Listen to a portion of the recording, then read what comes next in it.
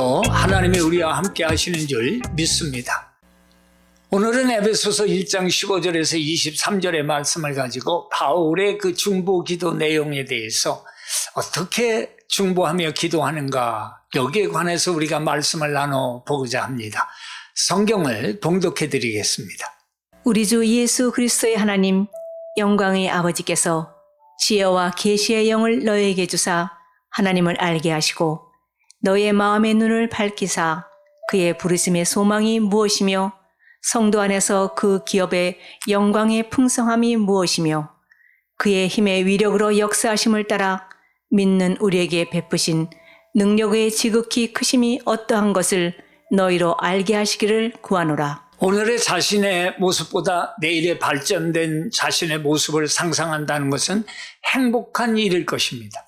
자기 발전이라는 것은 변화에서 시작이 되지요. 변화를 단순히 과거의 습관을 버리는 데 둔다면 변화는 있을지언정 발전은 없을 것입니다. 진정한 변화는 남을 보고 얘기해야 소용이 없고 자기를 볼 수 있는 눈이 있어야 된다는 것입니다. 뉴욕에 어느 부부가 결혼한 지 20년이 됐대요. 한 번도 거르지 않고 챙겼는데 부인이 생각하기를 이번에는 좀 연애 분위기를 내고 싶었어요. 그런데 남편은 좀 걸칙한 스타일이라 여보 오늘 추어탕 먹을까? 아니면 족발 먹을까? 기분이 우중충해지더래요. 그래서 자기 마음을 얘기하고는 강이 흐르는 전망 좋은 높은 곳에 레스토랑을 예약을 했습니다. 자기는 음식 메뉴를 미리 보고 먹을 것을 대충 이름까지 외우고 간 겁니다. 만반의 준비를 하고 갔더니 정말 생각대로 분위기가 따라주고 조용하고 품격 있고 거기다가 예절 바른 웨이터까지 서빙을 하는데 옛날 연애하던 분위기가 살아나더라는 거예요. 음식을 시켜 먹는데 부인이 남편에게 얘기합니다. 여보, 밥 먹고 디저트까지 살 테니까 사람 막 불러대고 그러지 마. 그래, 알았어. 그런데 남편 접시 옆에 놓은 그 밥이 비워지자 식당을 울리는 자기 남편의 우렁찬 목소리를 부인은 들어야 했습니다. 어이, 여기 밥 추가. 그러고 먹은 게 7그릇. 돌아와서는 엄청 싸웠다는 거예요. 창피하다고 말해요.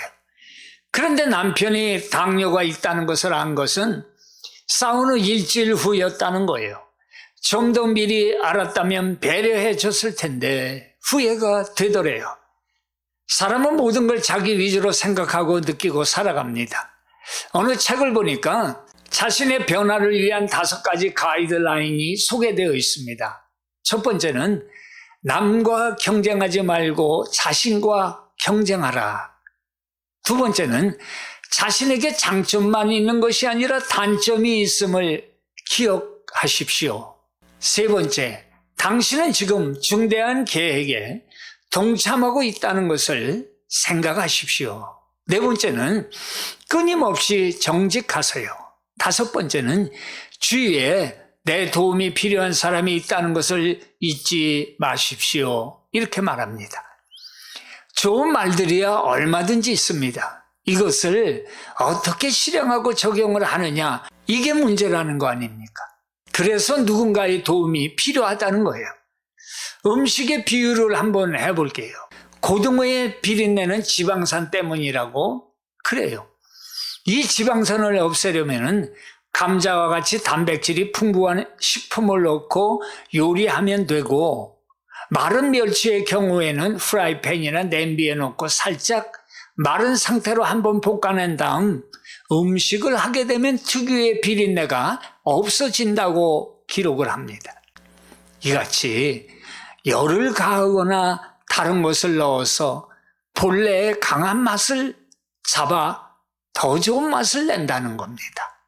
우리의 본래 모습의 자신이라는 것은 어쩌면 나만을 아는, 나만을 위한 냄새가 강하게 나서 맞는 사람들의 코를 자극할지 모릅니다. 그런데 거기에 우리 예수 그리스도의 영인 성령의 도움을 받아 살면 바로 그리스도의 향기가 나게 된다는 것입니다. 사람이 누구의 인도를 받고 누구와 함께 사느냐는 참으로 중요한 일이에요. 갈라디아서 5장 16절에 보면은 너희는 성령을 따라 행하라. 그리하면 육체의 욕심을 이루지 아니하니라.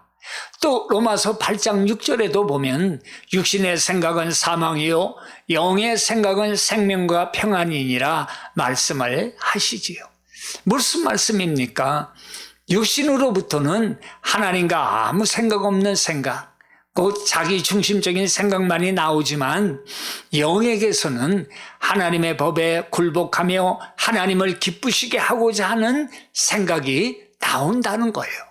그런데 여기서 바울이 말씀하시고자 하는 내용은 영의 생각을 가진 자는 오직 영의 일만을 쫓게 된다라는 의미가 아니라 사람에게는 뚜렷하게 구분되어 나타나는 이 두 종류의 생각이 있다라는 거예요. 근데 문제는 이 두 가지 생각이 서로 부딪히면서 생겨나는 이 갈등을 어떻게 해결할 수 있느냐라는 거예요. 그걸 말씀하는 거예요. 그래서 결론적으로 말하면 성령이 함께 하시면 우리 생각대로 살지 않게 된다. 우리의 생각대로 살면 죽는다. 그러나 성령의 생각대로 살면 평안하고 생명에 이른다. 성령은 우리의 생각뿐만이 아니라 하나님의 깊은 것까지도 아신다. 그러니까 성령 세례 받아야 된다. 충만해야 된다. 날마다. 이렇게 말씀하시는 거예요. 그러니 우리의 삶에 성령이 함께 하셔서 우리의 삶이 그리스도의 향기가 나는 삶을 살 수 있다는 것을 강조하시는 거예요. 오늘 바울도 자기가 전도한 교인의 교인들이 서로 배려하고 하나님 가까이 하는 삶을 살기를 원했어요. 어떤 면을 하나님께 바울이 기도했을까요? 본문의 배경은 이렇게 시작을 합니다. 사도 바울은 예수 그리스도를 믿고 변화된 성도들이 너무 귀했어요. 하나님께 너무 감사했어요. 자기 고집대로 마음대로 살아가던 사람들이 복음을 듣고 변한 거예요. 자기도 예수를 만나고 변했지만은 남이 변한 걸 보니까 너무 신기하고 감사한 거예요. 바울은 그 마음을 이렇게 표현해요. 15절 이하인데 주 예수 안에서 너희 믿음과 모든 성도를 향한 사랑을 나도 듣고 너희를 위하여 감사하기를 마지 아니하고 나도 기도할 때에 너희에게 말하노라 이래요. 여기서요 말하노라는 그냥 말한다는 뜻이 아니에요. 바울이 기도할 때 기도 대상자의 성품과 인격과 그리고 신앙의 깊이와 처해 있는 상황 이걸 조목조목 기억하면서 생각하면서 하나님 앞에 그 이름을 불러가면서 간구하는 중보하며 기도하는 그런 기도였다는 거예요. 이렇게 기도하면 마음에 사랑이 생기고 용서가 되고 이해가 된다는 것입니다. 바울은 에베소 교인들이 성령의 역사를 통해 마음의 눈이 밝아져 세 가지 이것을 알기를 기도한 거예요. 첫째는 하나님을 더욱 잘 알아가게 되기를 원했습니다. 17절에 보면 우리 주 예수 그리스도의 하나님 영광의 아버지께서 지혜와 계시의 정신을 너희에게 주사 하나님을 알게 하시고 라고 말씀하죠. 남을 위한 중보 기도의 내용에 우선이 무엇인가를 말해주는 거예요. 먼저는 하나님을 더 잘 알게 해달라는 거예요. 중보 기도할 때 그게 먼저라는 거예요. 어떤 문제 속에서도 하나님을 더 잘 안다면 문제의 해결은 더욱 쉬워지는 거예요. 문제가 어떤 이유로 생겼건 문제보다 더 크신 이가 우리 마음에 평강을 주시기 때문이라는 것입니다. 그러면 하나님을 어떻게 더 잘 알 수 있냐 하면 하나님은 말씀을 통해서 하나님을 더 잘 알 수 있습니다. 하나님의 말씀을 듣고 그 말씀대로 행동을 할 때 믿음이 성장하고 좋은 믿음을 소유하게 되어 있습니다. 로마서 10장 17절에 보면 유명한 말씀이죠. 믿음은 들음에서 나며 들음은 그리스도의 말씀으로 말미암았다 말씀해요. 다시 말하면 하나님의 말씀은 들을 때에 믿음이 생겨난다는 말씀이에요. 누가복음 5장에 보면 시몬 베드로가 고기를 잡으려고 밤이 새도록 수고했지만 한 마리의 고기도 잡지 못했지요. 그런데 예수님께서 베드로에게 깊은 데로 가서 그물을 던지라 말씀하셨잖아요. 베드로는 갈릴리 바다에서 고기를 잡는 일에 잔뼈가 굵은 어부예요. 그런 누구보다도 고기 잡는 일에 있어서는 자신이 있는 사람이었어요. 그래서 밤이 새도록 그의 오랜 경험과 기술을 동원하여 그물을 던져 보았지만은 한 마리도 잡지 못했어요. 예수님이 깊은 데로 가서 그물을 던지라고 그러시니까 우습기도 했겠지요. 그런데 이때 베드로가 대답하기를 선생님이요, 우리가 밤이 맞도록 수고를 하였으되 얻은 것이 없지만은 말씀에 의지하여 내가 그물을 내리리이다 순종합니다. 순종을 요구하시는 때가 두 때가 있어요. 어떤 일이 일어나기 전에 순종을 요구하시고, 또 하나는 모든 일을 해본 후에 낙심하고 있을 때 찾아오셔서 순종을 요구하고 계신다는 거예요. 오늘 베드로의 경우는 후자인 경우인데 이건 많은 시간과 물질과 노력을 허비한 후라는 거예요. 아무튼 중요한 것은 말씀이 나에게 들려올 때는 그게 그냥 들려오는 일이 아니라는 거예요. 하나님의 간섭이 시작된다라는 영적인 자각이 드는 순간이라는 거예요. 하나님이 함께 하신다는 거예요. 그걸 알게 되는 순간이라는 거예요. 이제 베드로의 경우에 그 결과를 한번 보세요. 저 깊은 데로 가서 그물을 던졌더니 그물이 찢어지도록 많은 고기가 잡혔다라는 거예요. 베드로는 이것을 보고 예수님 앞에 무릎을 꿇고 엎드려 그러지요. 주여, 나를 떠나소서. 나는 죄인입니다. 하고 회개하죠. 고기를 많이 잡았다면은 예수님 감사합니다. 고기 많이 잡았습니다. 고맙습니다. 이래야 할 텐데 나는 죄인입니다. 나는 죄인이라니요. 그게 바로 말씀에 순종하고 행한 사람들이 처음 겪게 되는 자기의 영적인 상태를 하나님의 눈으로 보는 객관적인 축복이라는 거예요. 자기를 보니까 더럽기가 한량이 없습니다. 멋대로 마음대로 고집스럽게 살아온 인생을 보게 된 거예요. 말씀에 순종하니까 말이에요. 우리라고 별다르지는 않습니다. 그게 말씀 속에서 하나님을 만난 사람들의 특징이라는 거예요. 순종은 쉽게 말하면 듣는 것입니다. 더 나아가서 순종은 행하는 것입니다. 하나님께서는 듣고 끝나는 사람보다는 듣고 행하는 사람에게 말씀대로 이루시기를 원하신다는 사실을 기억하시기를 바랍니다. 오늘날도 마찬가지라는 거예요. 하나님의 말씀을 그대로 믿고 실천해 나갈 때에 그것이 반드시 우리에게 체험이 되어지고 믿음도 반드시 자라게 되어 있다는 것입니다. 다시 말씀드리면 현재의 자신의 위치가 바뀌게 된다는 거예요. 우리 집 나간 탕자를 보세요. 모태신앙이라고 할 수 있습니다. 나가서 재산을 탕진할 때 기도 안 했겠어요? 응답이 안 됩니다. 왜요? 지금 자기의 위치가 잘못된 거예요. 탕자는 아버지의 집을 나올 때 이런 기도 같은 말을 하고 나왔어요. 내게 돌아올 분깃을 주소서 받아가지고 가버린 거예요. 그런데 온갖 고생 후 거지가 되어 그가 돌아왔어요. 위치가 바뀌었어요. 아들의 위치로 바뀐 거예요. 뭐라고 기도 같은 말을 합니까? 아버지의 아들이라 일컬음을 감당치 못하겠사오니 나를 품꾼의 하나로서 주시옵소서. 뭐 달라는 기도도 안 했는데 목욕시키고 새 옷 입히고 새 신발 신기고 반지 끼우고 잔치하고 그러잖아요. 위치가 바뀌니까 구하지 않아도 있어야 할 것을 아신다는 것입니다. 내 위치가 어딘 줄 알아야 돌아오지 않겠어요? 그 위치를 안다는 것, 그게 바로 말씀의 능력 힘이라는 것입니다. 말씀은 마치 밀가루와 같습니다. 밀가루는 우리에게 아주 좋은 양식이지요. 얼마나 여러분들 좋아하세요?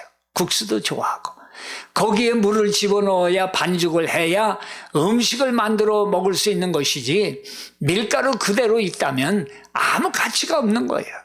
마찬가지로 이 놀라운 하나님의 축복의 말씀에도 아멘과 믿음으로 화합을 하면 놀라운 능력으로 자신의 마음속에 확신으로 이 말씀이 다가오는 것입니다. 예수님은 하나님의 말씀을 이루시기 위해서 이 땅에 오셨습니다. 십자가에 그 죽으시기까지 말씀을 실천하심으로써 놀라운 구원의 역사를 이루신 것 아닙니까? 이것이 말씀의 능력인 것입니다. 바울의 둘째 기도는 부르심의 소망이 무엇인지를 알게 해달라고 그들을 위해 기도한 거예요. 18절에 보니까 너의 마음의 눈을 밝히사 그의 부르심의 소망이 무엇이며 라고 말씀해요. 물건마다 만든 목적이 있고 용도가 있어요. 이 땅에 많은 사람들이 살고 있지만 그 사람 하나하나마다 하나님의 계획이 있습니다. 그냥 무의미하게 세상에 던져진 사람은 아무도 없어요. 우리는 그것을 그 사람의 사명, 소명이라고 부릅니다. 사명의 포괄적인 그 뜻을 보면은 하나님께 영광을 돌리는 거예요. 그리고 개개인이 하나님께 영광을 위해 사는 모습이 다른데 그것은 하나님께서 개개인을 부르시는 부르심의 모양이 다르기 때문입니다. 어떤 이는 성공한 모습으로 어떤 이는 고난의 모습으로 그 모습 중에 부르시는 거예요.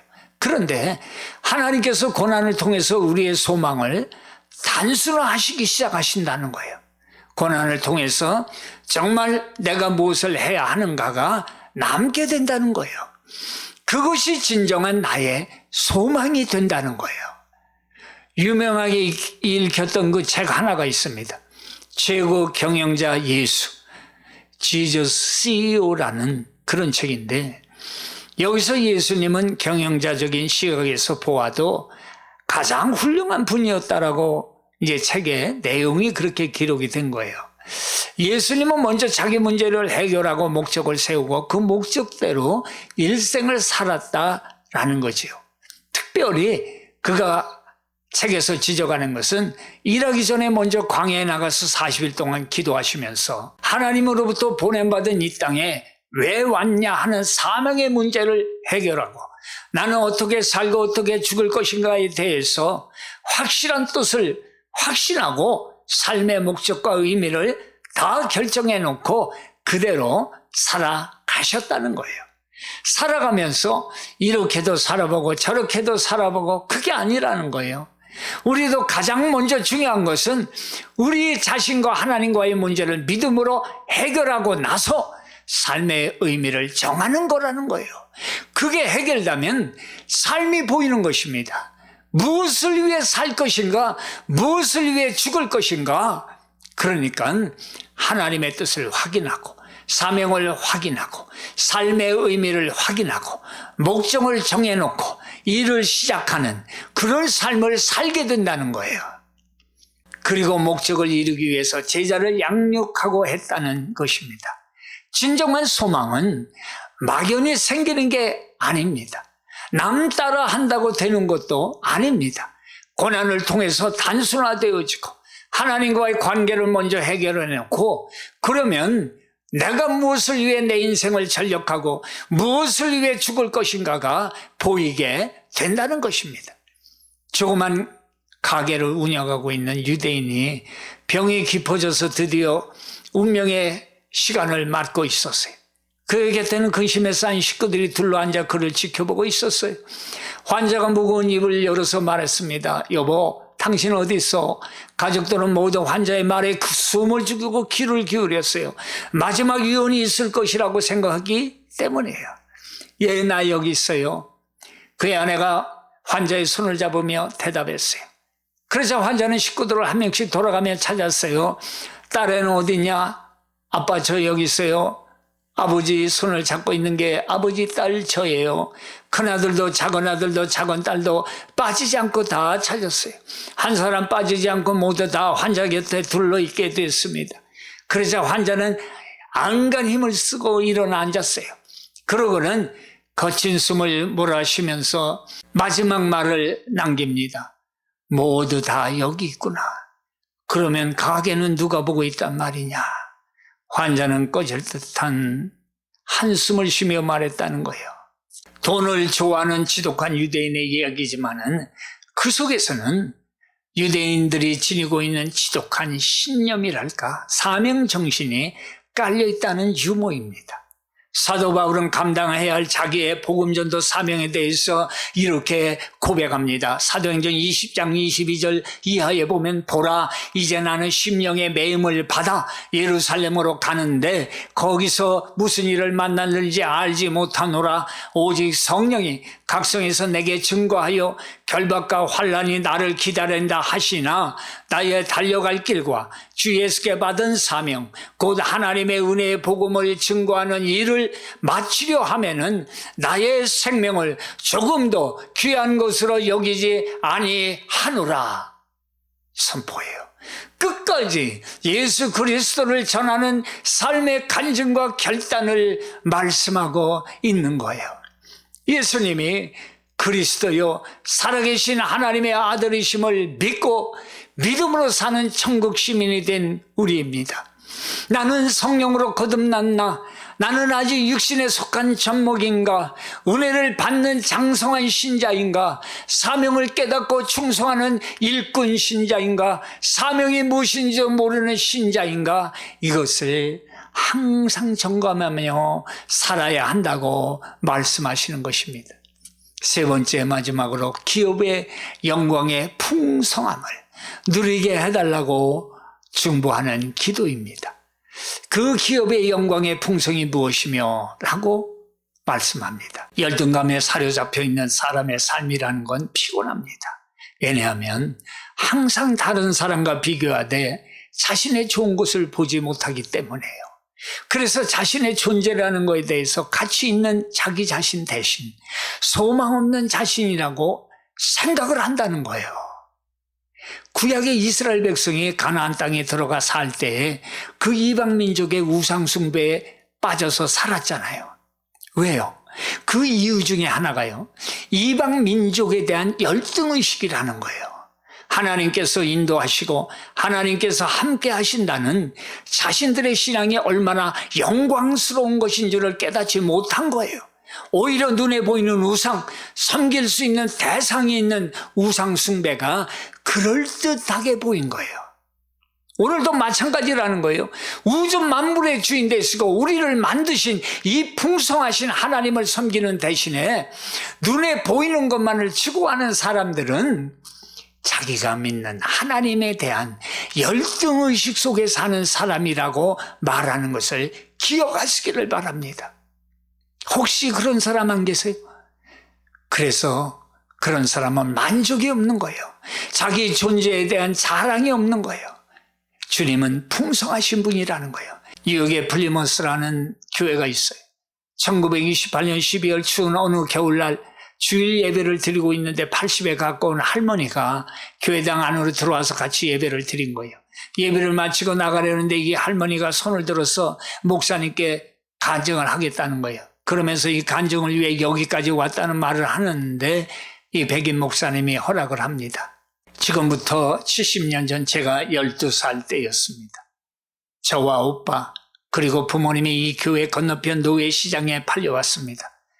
1,001불에 아버지가 팔려가고 어머니는 식당에 팔려가고 오빠는 900불에 팔리고 마지막에 제가 남았습니다. 저는 경매에 올려줬을 때 700불에 사라고 했는데 아무도 저를 사가지 않았습니다. 나이가 어리기 때문이었습니다. 그때 한 노신사가 손을 들더니 700불을 지불했습니다. 그리고 그분과 함께 온 것이 바로 70년 전에 이 교회였습니다. 알고 보니 이 교회 성도들이 한 달에 한 번씩 헌금을 해서 단 한 사람이라도 자유롭게 해주는 선교운동을 벌이고 있었습니다. 그래서 그 주간 700불의 헌금이 바로 나를 자유롭게 해주었던 것입니다. 저는 그 은혜에 감사해서 노예 때보다 더 열심히 일해서 돈을 모았습니다. 이제는 더 이상 일을 할 수가 없어서 양로원에 가 있습니다. 그리고 그 할머니는 자기가 그동안 모았던 7만 불을 헌금하고는 간증을 마쳤어요. 그러고는 말합니다. 나는 노예였지만 하나님께서 나를 교회를 통해 값을 지불했습니다. 그리고 나는 자유하게 되었습니다. 나는 나를 자유롭게 해주시는 은혜에 감사해서 헌금을 드렸어요. 이것은 하나님의 승리입니다. 이것은 하나님의 풍성함입니다. 아무도 손해를 입은 사람은 없습니다. 나는 노예에서 풀려났고 하나님께 이렇게 헌금을 드릴 수가 있었습니다. 더욱 풍성한 열매들로 여러분에게 저에게 갚아주신 것입니다. 이렇게 간증의 말을 마칩니다. 주님의 우리에 대한 풍성함은 그렇습니다. 주님은 숫자로 계산하지 않습니다. 주님은 우리에게 의미를 가지고 다가오시는 것입니다. 에베소 3장 19절에 그 넓이와 길이와 높이와 깊이가 어떠함을 깨달아 하나님의 모든 충만한 것으로 너희에게 충만하게 하시기를 구하노라 말씀합니다. 하나님은 능력의 하나님이십니다. 우리에게 그 능력을 주셨습니다. 그 능력은 바로 예수 그리스도의 십자가의 구원의 능력인 것입니다. 죽이심으로써 죄와 절망과 고난과 아픔을 십자가의 죽으심으로 끝내신 것입니다. 요한복음 19장 30절에 영어 성경에 보면 He said it is finished. 내가 끝이 아니라 구원 사역을 다 마치셨다는 것입니다. 하나님을 더 아는 것이 축복입니다. 우리의 소망이 무엇인가를 아는 것이 축복입니다. 하나님의 풍성의 깊이를 아는 것이 은혜인 것입니다. 하나님은 우리에게 말씀을 통해서 주시는 이 복을 각자의 변화된 삶에 부어주시기를 원하시는 것입니다. 나 자신이 변화한다는 것, 그것이 축복의 시작인 것입니다. 이 복을 십자가를 통해서 누리시기를 축원합니다. 아멘.